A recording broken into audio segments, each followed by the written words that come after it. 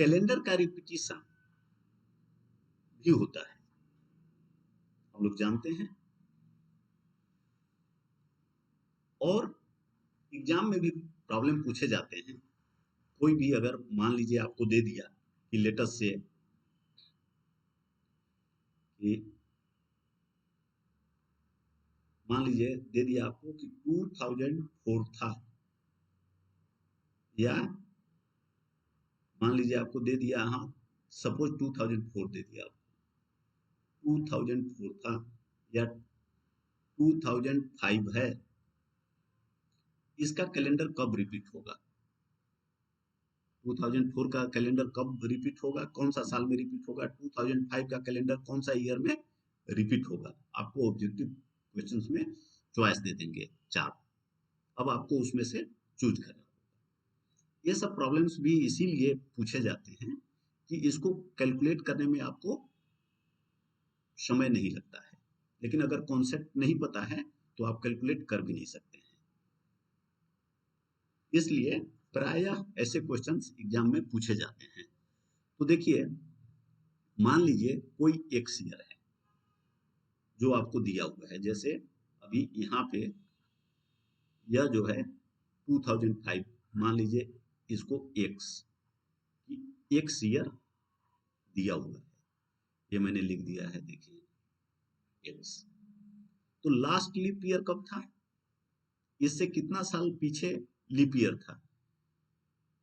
x-1 2004 जो था leap year था, तो 2004 जो है वह है x-1 अभी हमारे केस में। तो इसका जो कैलेंडर रिपीट करेगा वो करेगा x+1 पे। x+1 का मतलब क्या हो गया?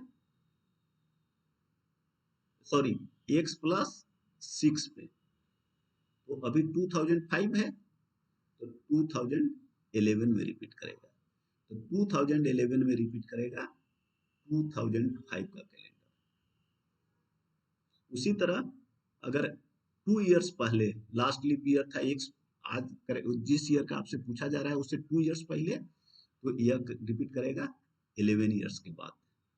पहले 3 इयर्स तो 11 इयर्स के बाद, और 4 इयर्स तो 28 इयर्स के बाद यह रिपीट करेगा। तो एक्चुअली ये जो x-4 यह जो क्या है, यह लीप ईयर का बात है कि आज से मान लीजिए कि 2004 था, तो लास्ट लीप ईयर कब था? 2000 में था, तो ये लीप ईयर का होता है। तो कोई भी लीप ईयर का देखिए आपको बहुत आसानी से याद रहेगा कि 28 इयर्स के बाद अपने आप को रिपीट करता है। तो ये आप बहुत आसानी से एग्जाम में इस चीज को याद रख के पूरे में बना सकते हैं, क्योंकि चूंकि 4 साल में लीप ईयर आ जाता है तो डिफरेंस केवल 1, 2, 3 और 4 ही हो सकता है। तो कोई भी प्रॉब्लम आपको दिया हुआ है, कोई भी ईयर का आपसे पूछ रहा है कि कब रिपीट करेगा, तो यही 4 चीज याद रख के और आप आराम से आंसर कर सकते हैं। ये बहुत आसान है और एग्जाम में प्रायः पूछा जाता है। अब बात आती है मंथ का। अब देखिए, मंथ का भी पूछा जाता है कि कौन सा मंथ रिपीट करता है।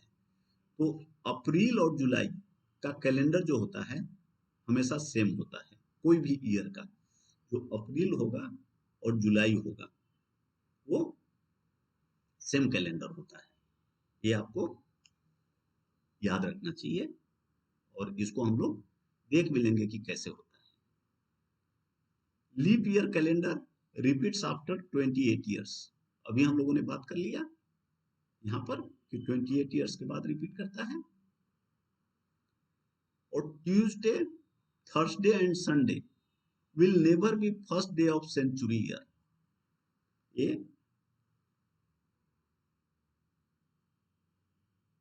जो डेज होते हैं सेंचुरी ईयर्स जो होते हैं, जैसे सेंचुरी ईयर्स हम लोगों ने पीछे देखा है, जैसे 100, 200, 2000, 20,000, इस तरह का जो ईयर होते हैं 100 वाले, इनको हम लोग सेंचुरी ईयर बोलते हैं। सेंचुरी ईयर का जो फर्स्ट डे होता है और लास्ट डे होता है, उस आप देखेंगे कि कैसे होता है। कुछ कुछ दिन हैं जो नहीं हो सकते हैं और कुछ दिन हैं जो हो सकते हैं। तो इस पे भी प्रॉब्लम बहुत पूछे जाते हैं। इसको हम लोग नेक्स्ट पार्ट में देखेंगे। अब देखिए कि रिपीट कब करता है। रिपीट करने के लिए बेसिकली आपको जो ऑड डेज है वह 0 होना चाहिए, तभी रिपीट करेगा। जैसे मान लीजिए लेटस से कोई भी ईयर है, मान लीजिए हम, या अप्रैल का लीजिए, जो डायरेक्ट आंसर आप जानते हैं उसी का ले लीजिए, ऐसे भी बना सकते हैं। अप्रैल, मई, जून और जुलाई।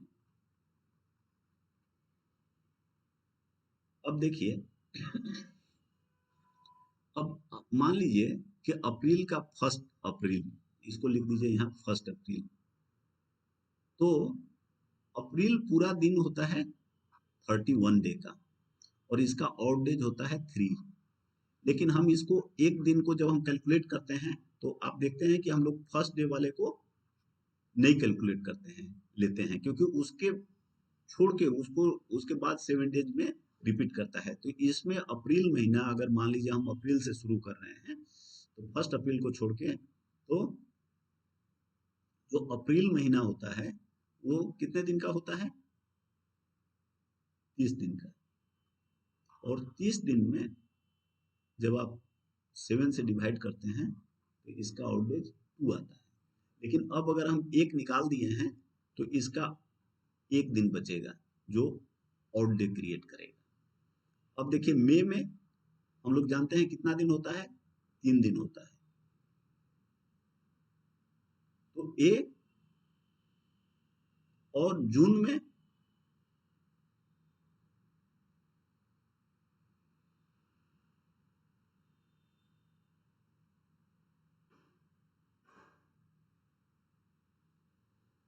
2 दिन होता है ऑड डेज। और जुलाई का फर्स्ट डे को अगर हम कैलकुलेट करेंगे तो एक दिन हो जाएगा। तो हम 1 अप्रैल से शुरू करके और अगर 1 जुलाई तक का कैलकुलेट करें तो नंबर ऑफ ऑड डेज कितने हो जा रहे हैं? देखिए, 1 अप्रैल महीना में होगा, 3 मई में होगा, जून में 2 होगा और जुलाई में 1 होगा, क्योंकि हम फर्स्ट डे को ही देख रहे हैं। तो 3 2 3 2 5 6 7, 7 डेज हो गया। तो 7 डेज का मतलब 7 से डिवाइड करिएगा तो ऑड डेज जो हो गया वो हो गया 0। तो अगर 1 अप्रैल को मान लीजिए कि यह ट्यूसडे था तो 1 जुलाई को भी ट्यूसडे होगा, चाहे कोई भी ईयर हो। अभी हम लोग ईयर की बात नहीं कर रहे हैं। और जब यह ट्यूसडे होगा, और अप्रैल महीना हम लोग जानते हैं कितने दिन का होता है?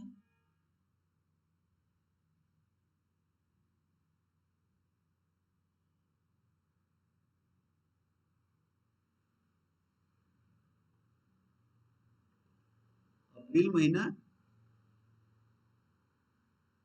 जो होता है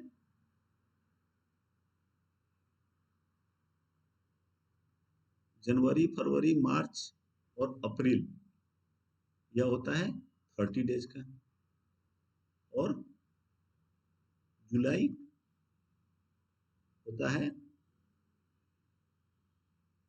31 डे का।